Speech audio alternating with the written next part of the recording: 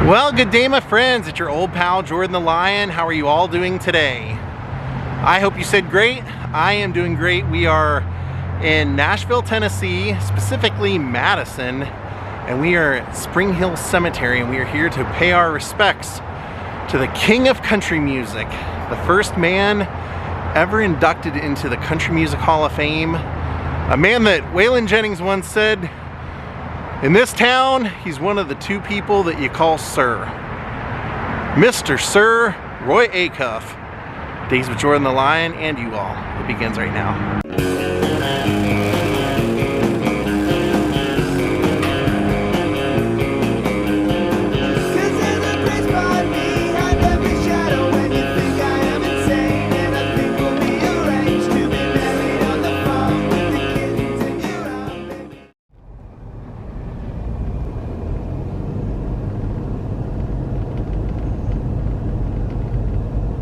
Here is the gigantic grave of Roy Acuff. Maybe the easiest grave to find, because as soon as you enter into the cemetery right here where we did, as soon as you make that first left, Roy and his family are right here. He was born in Maynardsville. His family was pretty prominent there. And I saw there were several Acuff cemeteries out there, so I kind of thought his family would probably be buried there, but they're actually here. His mom and dad are both right here, and Roy himself is right here. This is a pretty majestic shrine here to the great Roy Acuff, whose dream was not to be in music originally. Kind of was a byproduct of a sunburn, if you can believe that. You're like, what? Yeah. Roy was raised in Maynardsville, that they moved a little south of there. He had always, as a child, played the harmonica and the little mouth harp, but his father, who was Neil, was a pretty accomplished fiddler. There's Neil, his father, his mother Ida, and then Roy and his wife Mildred. Yeah, Roy's story was that he was a really good athlete when he was in school. When he was in high school, he played 3 different sports. He was also an amateur boxer, but he loved baseball and would play in local Knoxville area baseball teams. And then tried out for the Knoxville Smokies, which was at the time, it was an affiliate of the Giants, the New York Giants.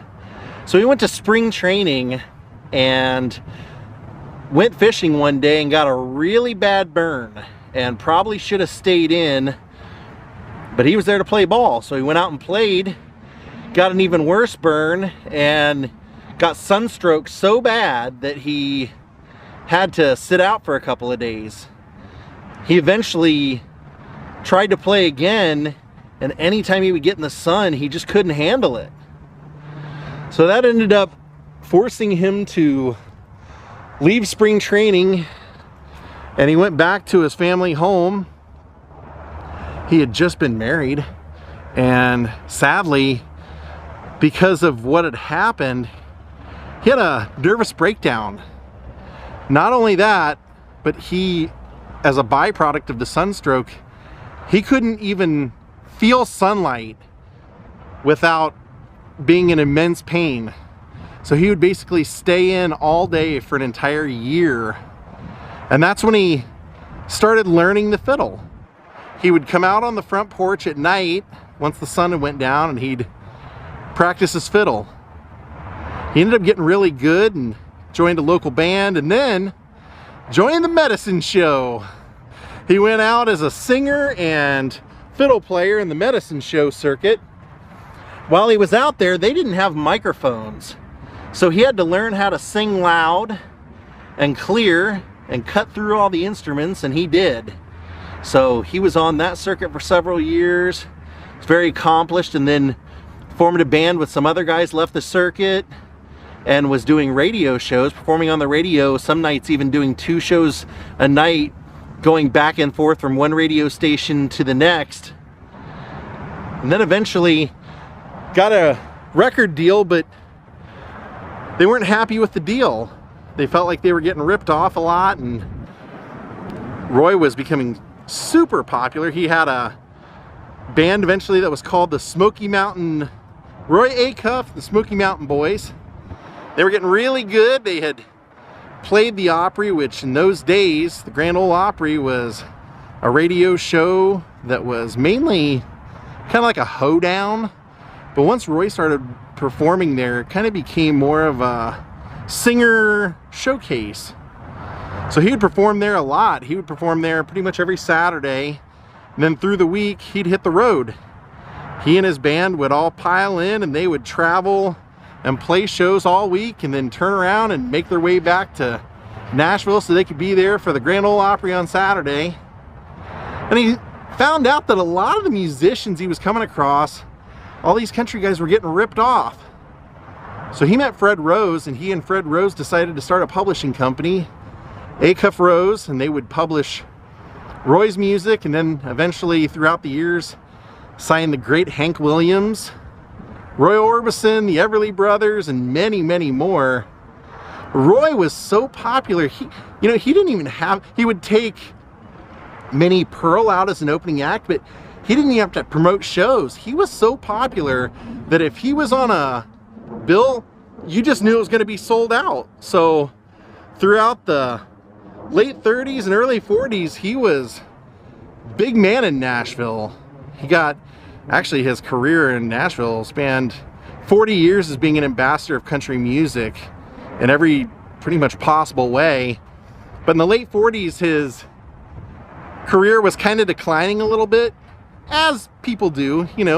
New performers come out and the younger generation gravitates towards the younger performers. So he fell into politics. The Republican Party had come to him and was trying to coerce him into running for governor. And his grandfather had been in I believe the state senate. So he wasn't really interested, but he accepted the nomination, kind of was interested. I'm going to take us over to the house he was living in while that was all going down after this.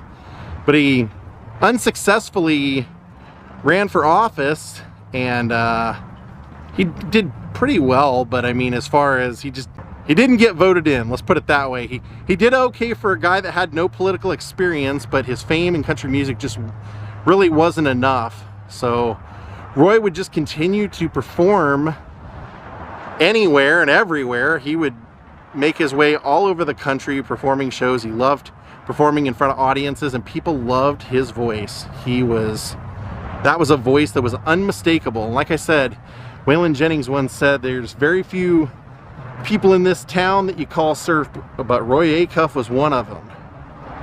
And Roy was beloved. He was a fixture at the Grand Ole Opry when it was at the Ryman, and then when they decided to move to the Grand Ole Opry house they had built, he was there for the last show to say goodbye. And then when they opened up again, he was there for the first show to say hello with a guest, Richard Nixon, who he got to play piano and taught him some yo-yo. And Nixon became fascinated with the yo-yo. And the Opry actually built a house because, eventually, in 1981, as we see over here, Mildred passed away. And Roy was very sad and lonely, and so since he spent so much time at the Opry, they just built a house for him right there in front of it.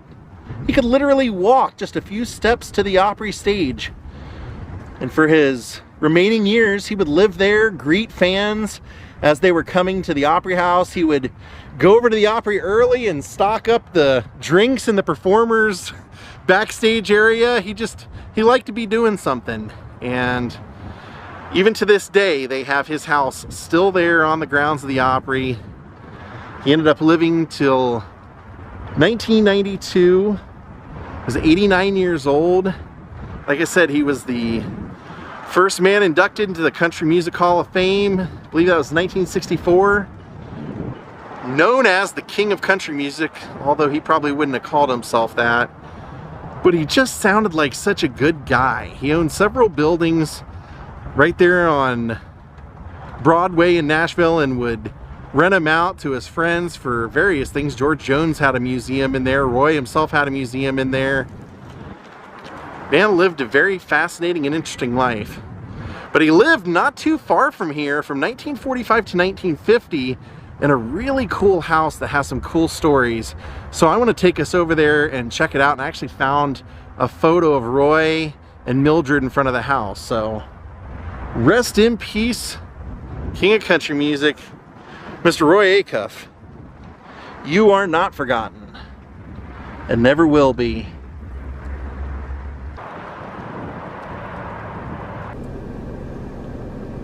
So this property on the corner right here, this big giant log cabin, it's actually a 9-room home, was Roy and Mildred's home from 1945 to 1950, and apparently at one time while he was living here, he had a tennis court out front.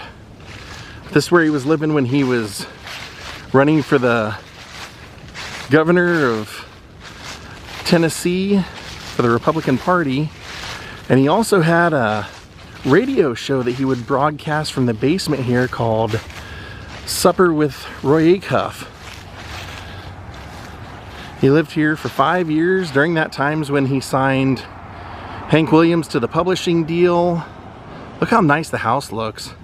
There was an article about it online from the former owner who actually bought it out of foreclosure, fixed it up and everything, and apparently Roy's neighbor for many, many years. She was Roy's neighbor when he lived here, but she lived here for pretty much her whole life. Was someone who worked at the Opry, and she told some stories about how after Roy left, well actually while he lived here, he was one of the only people after World War II that had a telephone. So he would actually, being a good neighbor that he is, would let his neighbors use his telephone, and he had a big horn, and they said that if they received a phone call, he'd get on the horn and blow the horn and let them know that they had a phone call and they could come over and use it at his place, which I thought was hilarious. Then there was a story that he, after he moved out, he still owned the house, but he let somebody else, another Opry performer, live here. They wouldn't say who it was because the person who lived here was kind of a troublemaker. They said he shot holes in the pantry door trying to shoot his wife. So Roy Acuff ended up selling the home to the MC of the Opry, Tommy Cutcherer, in the 1950s.